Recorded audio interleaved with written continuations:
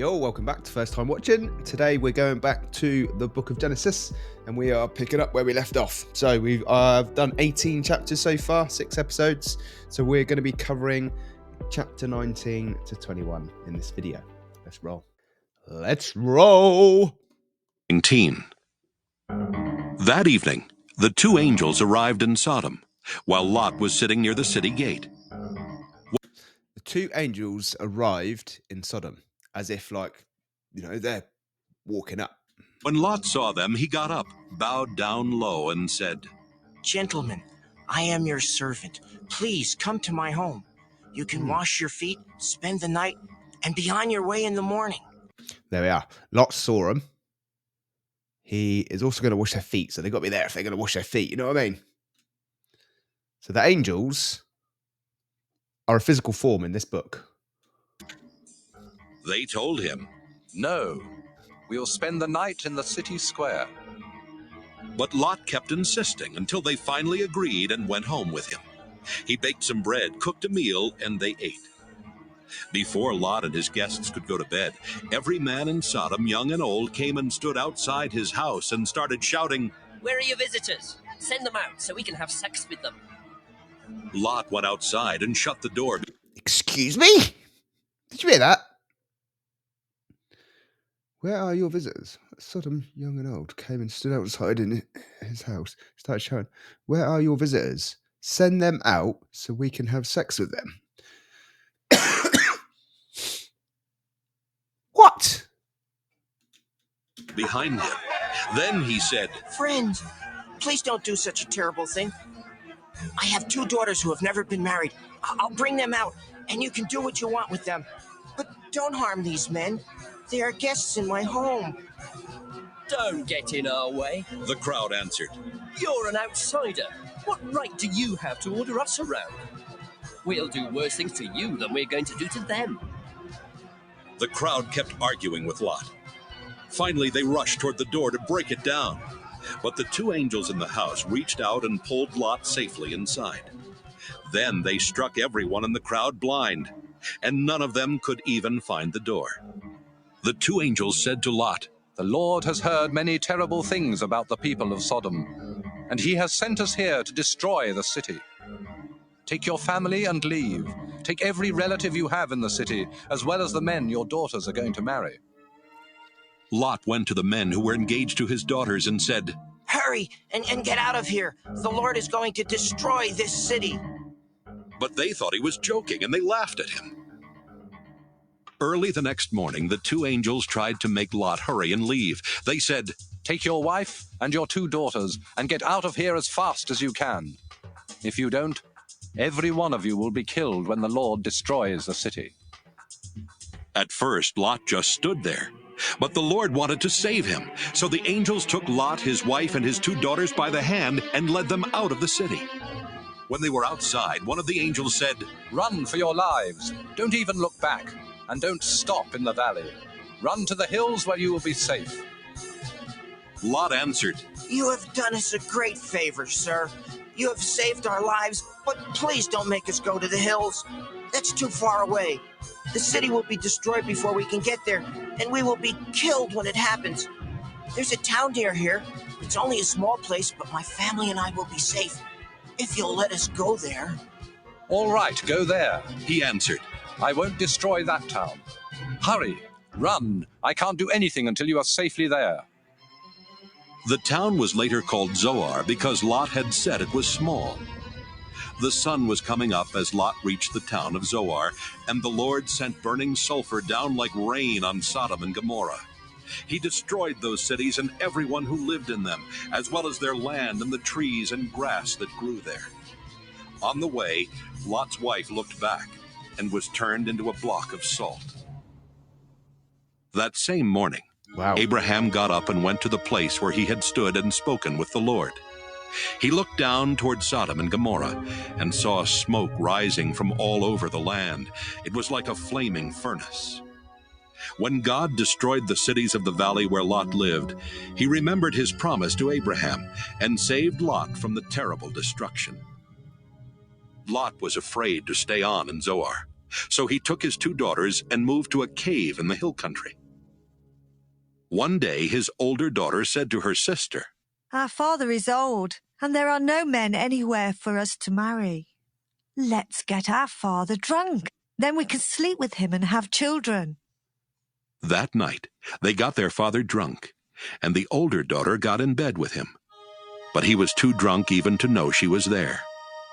The next day the older daughter said to her sister, I slept with my father last night. We'll get him drunk again tonight so you can go to bed with him and we can each have a child. That night they got their father drunk, and this time the younger sister slept with him. But once again he was too drunk even to know she was there. That's how Lot's 2 daughters had their children. The older daughter named her son Moab, and he is the ancestor of the Moabites. The younger daughter named her son Ben-Ammi, and he is the ancestor of the Ammonites. Wow. I mean, I don't even need to say anything on that one, do I? I think it sort of speaks for itself. Genesis 20. Abraham moved to the southern desert, where he settled between Kadesh and Shur. Later he went to Gerar, and while there he told everyone that his wife Sarah was his sister. So King Abimelech of Gerar had Sarah brought to him. But God came to Abimelech in a dream and said, You have taken a married woman, and for this you will die. Abimelech said to the Lord, Don't kill me. I haven't slept with Sarah. Didn't they say they were brother and sister?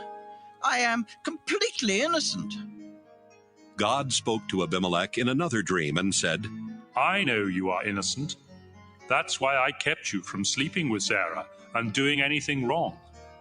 Her husband is a prophet. Let her go back to him, and his prayers will save you from death. But if you don't return her, you and all your people will die. Early the next morning, Abimelech sent for his officials, and when he told them what had happened, they were frightened. Abimelech then called in Abraham and said, Look what you've done to us. What have I ever done to you? Why did you make me and my nation guilty of such a terrible sin? What were you thinking when you did this? Abraham answered, I did it because I didn't think any of you respected God, and I was sure that someone would kill me to get my wife. Besides, she is my half-sister. We have the same father, but different mothers. When God made us leave my father's home and start wandering, I told her, if you really love me, you will tell everyone that I am your brother. Abimelech gave Abraham some sheep, cattle, and slaves. He sent Sarah back and told Abraham that he could settle anywhere in So Abraham and Sarah, half brother and sister as well. his country. Then he said to Sarah, I have given your brother 1,000 pieces of silver as proof to everyone that you have done nothing wrong. Meanwhile, God had kept Abimelech's wife and slaves from having children. But Abraham prayed, and God let them start having children again. Genesis 21. The Lord was good to Sarah and kept his promise. Although Abraham was very old, Sarah had a son exactly at the time God had said. Abraham named his son Isaac. And when the boy was 8 days old, Abraham circumcised him, just as the Lord had commanded. Abraham was 100 years old when Isaac was born, and Sarah said, God has made me laugh. Now everyone will laugh with me. Who would have dared to tell Abraham that someday I would have a child? But in his old age, I have given him a son. The time came when Sarah no longer had to nurse Isaac, and on that day Abraham gave a big feast. One day, Sarah noticed Hagar's son Ishmael playing, and she said to Abraham, Get rid of that Egyptian slave woman and her son. I don't want him to inherit anything. It should all go to my son. Abraham was worried about Ishmael. But God said, Abraham, don't worry about your slave woman and the boy. Just do what Sarah tells you. Isaac will inherit your family name, but the son of the slave woman is also your son, and I will make his descendants into a great nation." Early the next morning, Abraham gave Hagar an animal skin full of water and some bread. Then he put the boy on her shoulder and sent them away. They wandered around in the desert near Beersheba, and after they had run out of water, Hagar put her son under a bush. Then she sat down a long way off because she could not bear to watch him die, and she cried bitterly. When God heard the boy crying, the angel of God called out to Hagar from heaven and said, Hagar, why are you worried? Don't be afraid. I have heard your son crying. Help him up and hold his hand, because I will make him the father of a great nation. Then God let her see a well. So she went to the well and filled the skin with water, then gave some to her son. God blessed Ishmael, and as the boy grew older, he became an expert with his bow and arrows. He lived in the Paran desert, and his mother chose an Egyptian woman for him to marry. About this time, Abimelech and his army commander Phicol said to Abraham, God blesses everything you do. Now I want you to promise in the name of God that you will always be loyal to me and my descendants, just as I have always been loyal to you in this land where you have lived as a foreigner. And so Abraham promised. One day, Abraham told Abimelech, "Some of your servants have taken over one of my wells." This is the first I've heard about it. Abimelech replied.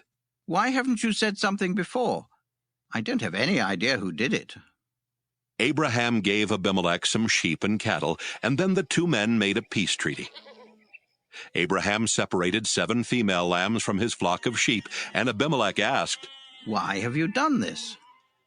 Abraham told him, "I want you to accept these 7 lambs as proof that I dug this well." So they called the place Beersheba, because they made a treaty there. When the treaty was completed, Abimelech and his army commander Phicol went back to the land of the Philistines. Abraham planted a tamarisk tree in Beersheba and worshipped the eternal Lord God. Then Abraham lived a long time as a foreigner in the land of the Philistines. Interesting. There's a lot of words there that you can sort of relate to this to modern day, like peace treaty and stuff. Like it's like we've copied whatever it was going on back in the day. Lots of armies, lots of wars, lots of fighting. Peace treaty, just a key word, trigger word into my brain. But yeah, bonkers.